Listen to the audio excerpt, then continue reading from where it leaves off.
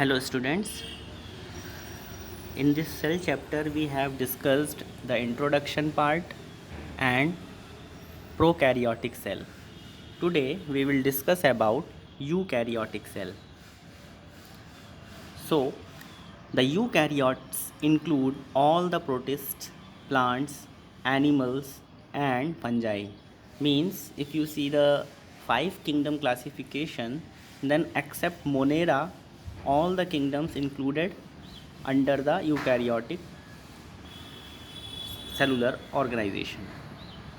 Okay, in the eukaryotic cell there is an extensive compartmentalization of cytoplasm through the presence of membrane bound organelles. You have seen in the prokaryotic cell there is only one membrane is present, that is called cell membrane, but inside the cytoplasm there is no any membrane bound organelles are present. But in case of eukaryotic cell, here so many cell organelles which are bounded within the membrane are present. Therefore, it shows compartmentalization. Compartmentalization means inside the cytoplasm, some cell organelles are bounded by single membrane. For example, endoplasmic reticulum, Golgi body, okay, vacuoles, etc. Few cell organelles which are bounded by double membrane, for example mitochondria, plastids, okay. Similarly, nucleus is also present, which is double membrane, which contain the double membrane in this way. And membraneless structures also present in the eukaryotes like the ribosome and centrioles. So due to these membranous cell organelles, the eukaryotic cell shows compartmentalization. Eukaryotic cell possess an organized nucleus with a nuclear envelope, which was absent in case of prokaryotic cell. In addition, eukaryotic cell have a variety of complex locomotory and cytoskeletal structures. We will see in this eukaryotic cell some locomotory structures like the flagella is also present, and cytoskeletal structures which forms the internal skeleton of a cell is present in case of eukaryotic cell. Their genetic material is organized into chromosomes. We have seen in case of prokaryotes only one chromosome is present, but here in case of genetic material it is more than one chromosome and in a well organized manner. So first we will see the difference between plant cell and animal cell with respect to few properties. For example, first property is size. Usually the plant cell is larger in size as compared to the animal cell. You can see in the diagram given below. Cell wall. Cell wall is the characteristic feature of plant cell and it is absent in case of animal cell. Plastids. Plastids include chloroplast, chromoplast and leucoplast, which involve in photosynthesis or trapping of sunlight. So it is present only in plant cell and absent in case of animal cell. Larger central vacuole. You can see in the diagram this. This is the large central vacuole. This is also the characteristic feature of plant cell and absent in case of animal cell. Centriole. Centriole is almost absent in case of plant cell. Almost absent means in case of higher plant cells it is absent. In case of lower plants maybe centriole is present. And in case of animal cell centriole is present and helps in spindle fiber formation, as well as it forms the centriole forms the basal body of a flagella. We will see in the diagram later in this chapter. Okay, one thing you must observe, What are the structures you can find out in case of plant cell and animal cell? First, look at the plant cell. Okay, so you can see here, this is the plant cell. So outermost characteristic feature is this cell wall. Okay, cell wall. In this diagram we can see the cell wall of this plant cell. Okay, just suppose this is the cell, but nearby cells all may be present. So in this diagram it shows two cell wall, one cell wall of this particular cell, and which are the neighboring cells, its cell wall is also represented in this diagram, and the space which is present between the cell wall of the two cell is known as middle lamella. This is the middle lamella, which is the space present in between the cell wall of two adjacent cell. Okay, so you can see the cell wall and middle lamella. Okay, and this is the largest part which is occupied in the cytoplasm is vacuole. This vacuole is known as sap vacuole. Okay, then next is plasma membrane. Inside the cell wall plasma membrane is present, and this is the large nucleus. You can see the nucleus. Inside the nucleus a dark structure is present known as nucleolus. It also known as ribosome factory because it produces ribosomes. Okay, this nucleus contain the nuclear envelope, double membrane structure, and just near to the nucleus a Golgi apparatus is present. Okay, then you must see this side, a smooth and rough endoplasmic reticulum which surrounds this nucleus by forming the tube-like structure or lamella-like structure. Some are smooth endoplasmic reticulum which do not contain ribosome. Some are rough endoplasmic reticulum which contain ribosome on its surface. Okay, plasmodesmata. Two cells are connected with each other through its cytoplasm. Means the cytoplasm of this cell is continue with the cytoplasm of the adjacent cell or the nearby cell with the help of some small pores. That pores are known as plasmodesmata. Okay, so that exchange of ions, smaller molecules can be taking place through this plasmodesmata.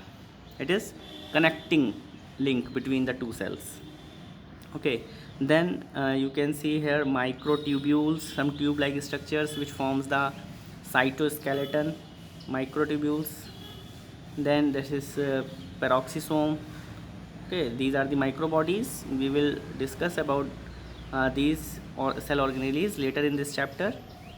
Okay, larger part cytoplasm, fluid part of the cell, and chloroplast and ribosomes. These are the structures you can see in this diagram. Similarly, when you see the diagram of animal cell, it is showing in the center part. The outermost covering is not the cell wall. Cell wall is absent in case of animal cell. This is the animal cell, and the outermost covering is cell membrane or the plasma membrane. This is the plasma membrane. In the plasma membrane you can see the microvilli. Microvilli, you know, when we draw the epidermal cell, so some epidermal cell shows this finger-like structures on its free surface. This finger-like structure is known as microvilli. It helps in increasing the surface area for absorption. Okay, so these structures helps in increasing surface area so that maximum absorption can take place. Okay, so this is microvilli, and this large central part is the nucleus. This is nucleus, and inside the nucleus nucleolus is present. Nucleus is surrounded by nuclear envelope, double membrane structure. The liquid part of the nucleus is known as nucleoplasm, And like in the plant cell, rough and smooth endoplasmic reticulums are present. Okay, fluid part of the cell is known as cytoplasm.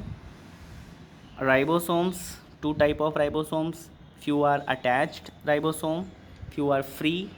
Attached ribosome present on the surface of ER, and free ribosome present freely in the cytoplasm.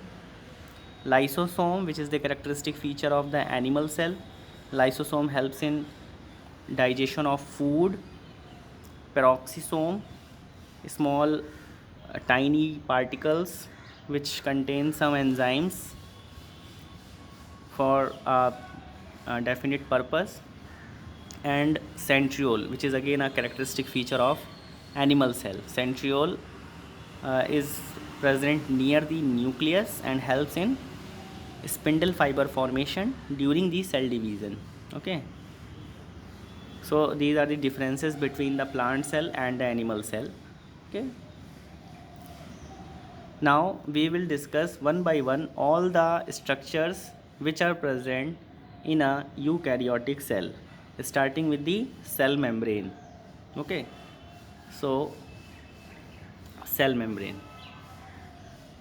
Here this is the diagram of a cell membrane, means it is just a part of cell membrane. Just suppose this is the cell, so here this small portion is you can see.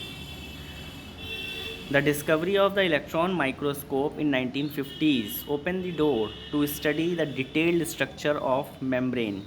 Okay, because before the discovery of electron microscope, we cannot observe the chemical nature of the plasma membrane. Therefore, before that 1950s, there are various theories which explaining the structure of cell membrane, but they are not acceptable nowadays. Today's time, the most acceptable structure is fluid mosaic model. Okay, so it was possible due to the discovery of electron microscope, because with the help of electron microscope we can deeply study each and every structure which are associated with cell and cell organelles. Okay, so you have to remember that the discovery time of the electron microscope, it is 1950. And the cell membrane is made up of phospholipid bilayer and few proteins. Okay, so phospholipid bilayer, this is the lipid bilayer, and these are few proteins. Along with uh, along with the proteins, some sugars and cholesterol are also present or associated with the cell membrane or the plasma membrane. First we will talk about the phospholipid. What is phospholipid? Phospholipid is like this. This is the phosphate group, and from this phosphate group this type of tail is associated. Two tails are associated. This is a one phospholipid molecule. Okay, this part is known as head and this part is known as tail. Head is made up of phosphate group. Okay, head is made up of phosphate group, while this two tails is made up of hydrocarbons. Hydrocarbons, simply the chain of hydrocarbons. Okay, the nature of the head, it is hydrophilic, means it attract the water, and the nature of the tail is hydrophobic, means it repel the water. So this is one phospholipid molecule, and when we see the diagram of cell membrane, at one side various this type of phospholipid are present, and this type, now it becomes bilayer, because cell membrane is made up of phospholipid bilayer. So it is arranged like this. So one layer is this, another layer is this. Okay, this is the part of cell. This is cell, and we are seeing just this portion of the cell, so which is made up of, the whole cell membrane is made up of phospholipid bilayer. Okay, this is one layer, this is one layer of phospholipid, and this is another layer. Along with the phospholipid, few proteins are associated. There are two type of protein. Some protein are present towards the outer side, like here or here. This is known as extrinsic protein or external protein or peripheral protein. But few proteins are embedded in this membrane, like this, here or here, or maybe embedded completely like this, completely embedded in the phospholipid bilayer. Okay, so these are known as intrinsic protein, which are present inside. They are known as intrinsic or integral protein. You can see these things in the diagram. This is the red part, this, these some proteins are present outside like this. Okay, and along with this few sugars, you can see this yellow part, it is associated with protein, and some sugars may associated with the proteins, and some, the green color, this is also sugar, it is also associated with the phospholipid.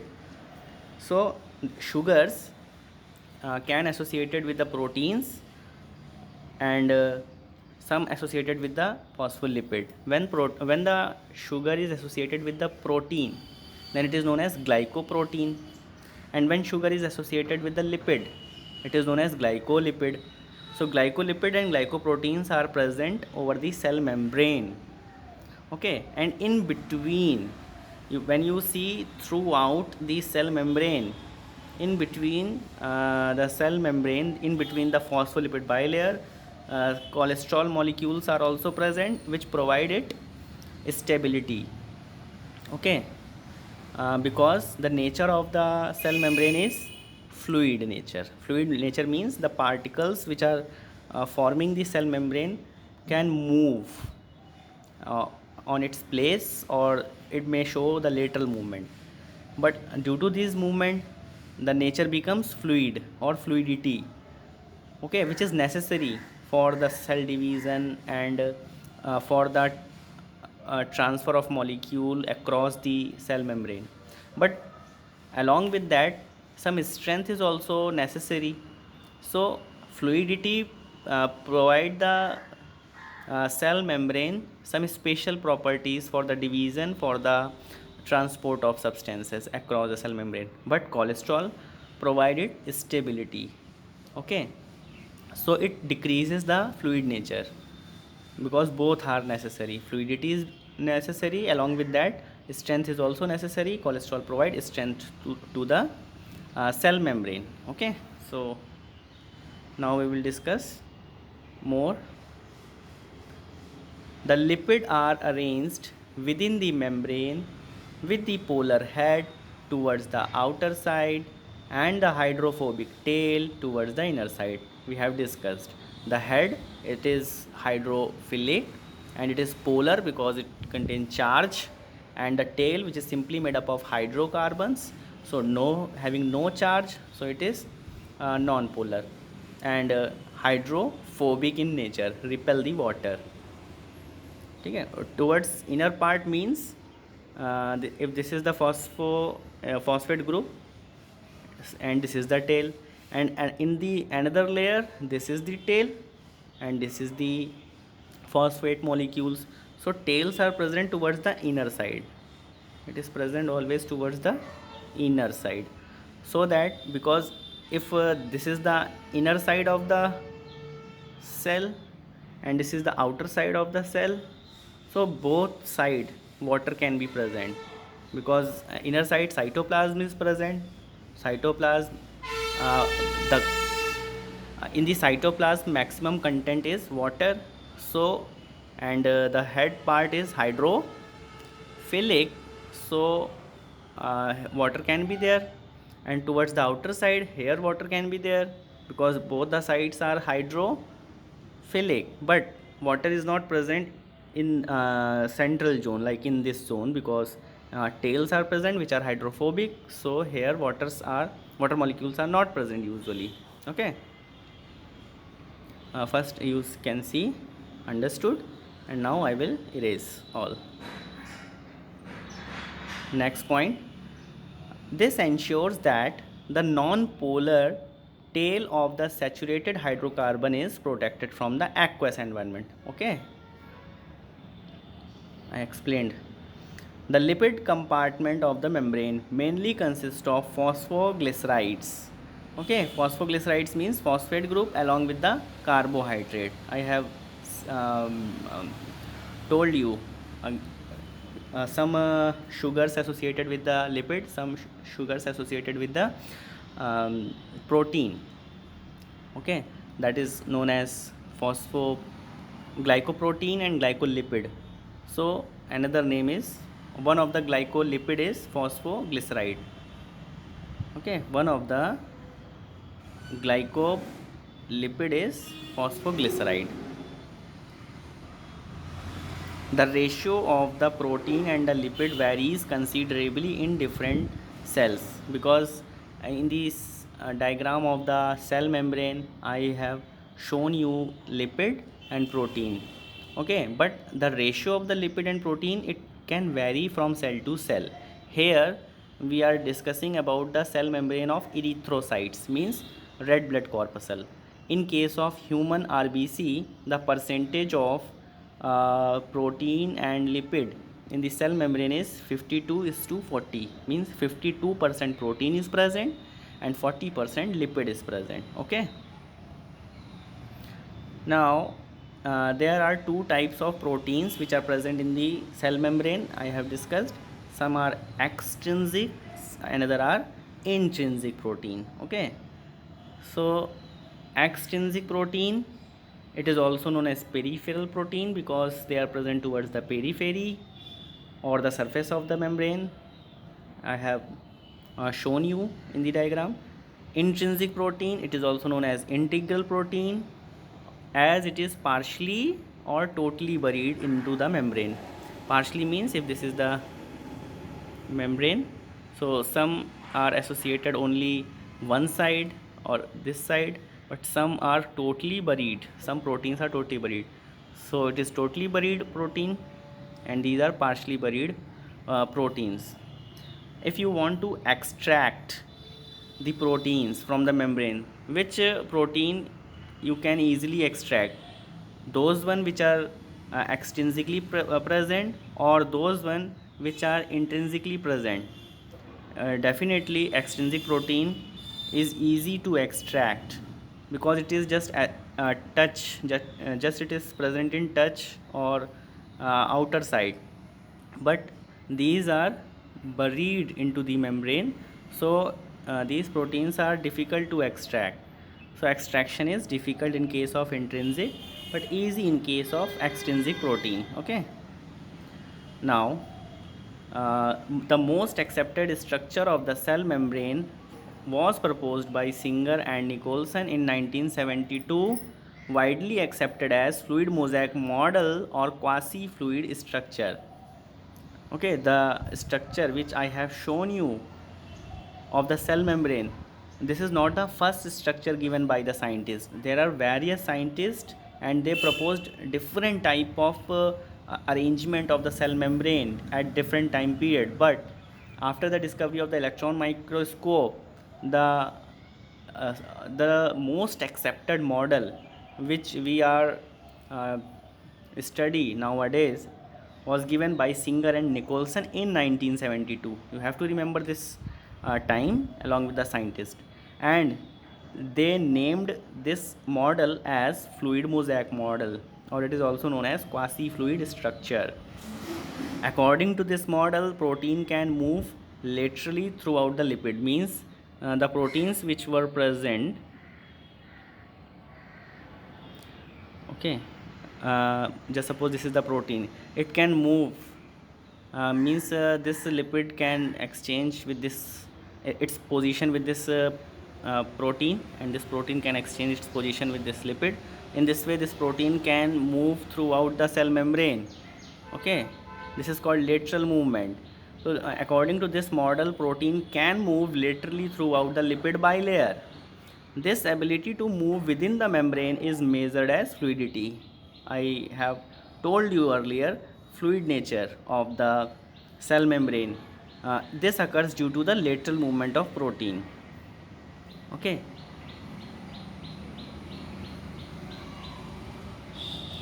So the fluid nature of the membrane helps in cell growth, because that fluid nature is responsible for various purposes like cell growth, formation of intercellular junctions, secretion from the cell, endocytosis means some food particles may enter into the cell, cell division and transport of molecules across the membrane.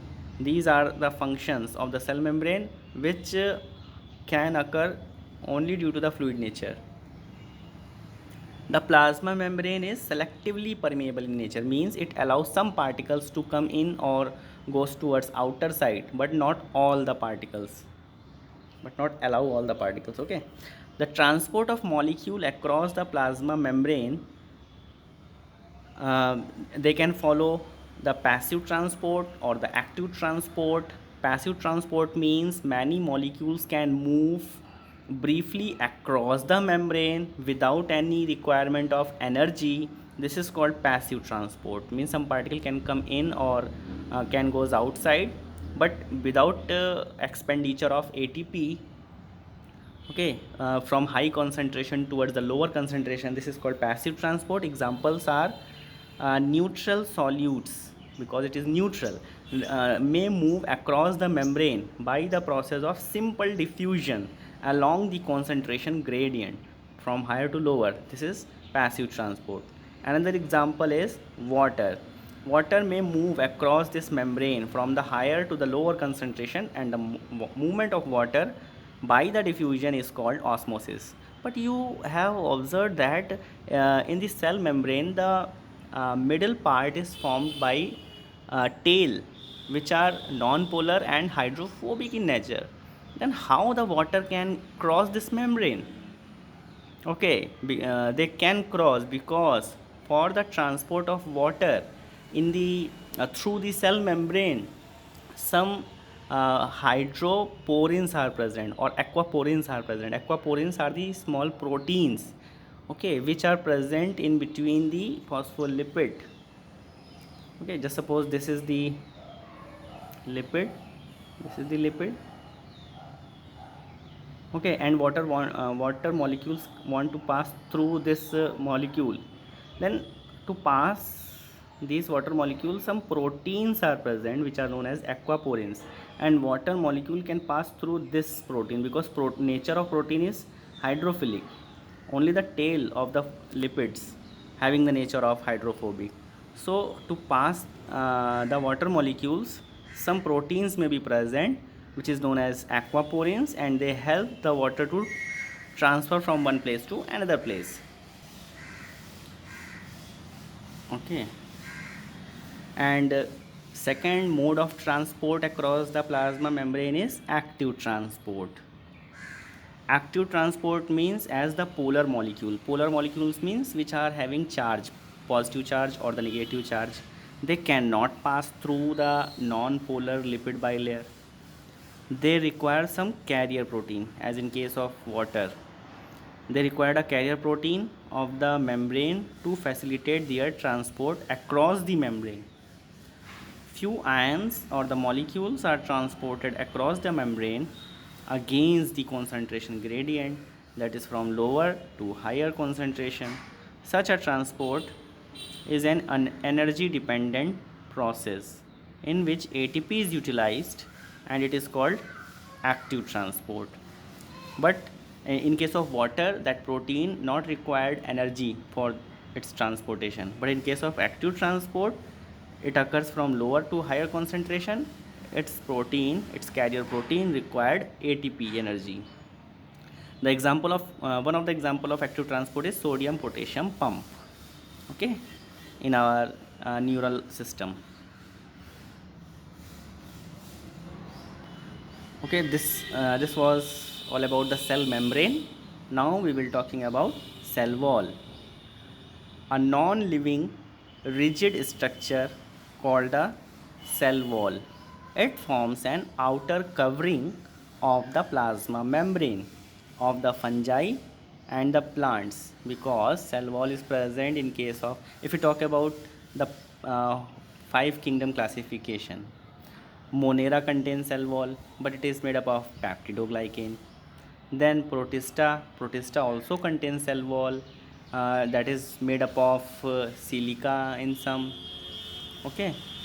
In case of then fungi kingdom, in case of fungi, cell wall is present, and that is made up of NAG unit, NAG, NAG. NAG means N-acetyl glucosamine, and this is present as a homopolymer. Homopolymer of NAG unit is called chitin. Okay, so in case of fungi, cell wall is made up of chitin. Then plant kingdom. In case of plant kingdom, cell wall is made up of mainly cellulose. And after that, the last kingdom is animal kingdom. In animal kingdom, cell wall is absent. The function of cell wall: gives the shape to the cell. It protects the cell from the mechanical damage and infection. Helps in cell to cell interaction, because you have seen in the diagram of plant cell, plasmodesmata are present in the cell wall, means small pores through which the cytoplasm of one cell is continue with the cytoplasm of another cell. So ions and few particles may transport from one cell to another cell, so it helps in cell to cell interaction. Cell wall also provides barrier to undesirable macromolecules.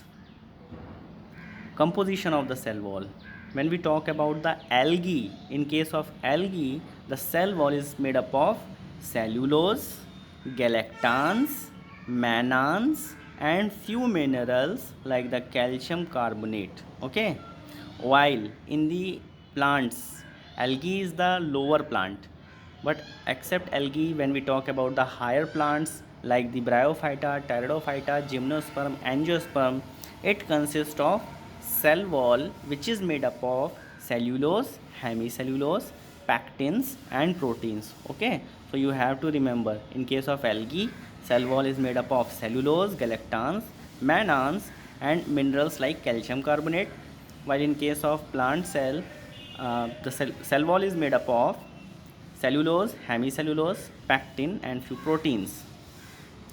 Layers of the cell wall.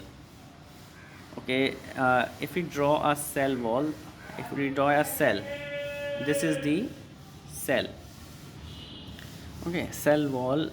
So cell wall of the young plant cell, the primary wall is capable of growth, which gradually diminishes as the cell mature, and the secondary wall are formed on the inner towards the membrane side of the cell. Means I want to say that, just suppose this is the young cell. Okay, this is the cell wall. Inside the cell wall, cell membrane is present, and inside the cell membrane, cytoplasm is present. So this first layer of the cell wall is known as primary wall, and because it is a young cell, so it has the capacity to growth. It can enlarge itself, but as you have seen in the definition, see the upper side, it is non-living rigid structure. So the rigid structure cannot enlarge, cannot expand, but if it is young, then it contain only the primary wall which is capable of growth. So when this cell will show the growth, this cell wall can enlarge. But as the time passes and cell becomes mature, now inside this, if this is the primary wall, then inside more layers will be formed, which is known as secondary wall. Okay, towards the inner side means now this is the cell membrane, and the new wall layers of the cell wall forms towards the inner side. Okay, I want to draw again. This is the primary cell wall. When it becomes older, then this is the primary, and now this is, I am drawing secondary, made up of lignin or any pectin material. Okay, when it is becomes more older, then there may be much more layers may be present. These all layers are known as secondary layers. Okay, and inside this is the cell membrane, primary, and these all are secondary cell wall. I think you must understood all the thing. Next is the middle lamella is a layer mainly made up of calcium pactate and magnesium pactate both, but larger amount is of calcium pactate, which holds or glues the different neighboring cell together. I have shown you in the plant cell diagram. Middle lamella is present in between the cell wall. Two cell wall are present. If two cells are present along with their cell wall, then the gap between them is middle lamella, and inside this middle lamella pectin material is filled. This pectin material is made up of calcium pactate and magnesium pactate, but large amount of calcium pactate is present there. This middle lamella acts as glue between the two cells. The cell wall and the middle lamella may be transversed by the plasmodesmata, which connect the cytoplasm of the neighboring cell. I have told you. Okay, so in the today's lecture, and this is sufficient. I have told you about the eukaryotic cell, difference between the plant cell and animal cell, and along with that the structure of cell membrane and cell wall. The structure of cell membrane which you have seen in the eukaryotic cell, same structure is present in case of prokaryotes, because with respect to the cell membrane there is no difference. Okay, and cell wall, there is differences. In case of prokaryotes, you have seen it is made up of peptidoglycan layer, but in case of eukaryotes it is made up of cellulose if it is plant cell, and if it is algae, then cellulose, along with the cellulose galactans mannans are also present, and if it is fungi it is made up of chitin. Okay, and if it is protista, then cell wall is made up of silica. Okay, so this is sufficient for the today's lecture. In the next lecture we will discuss about endomembrane system, means other cell organelles which are present in the eukaryotic cell. So thank you class.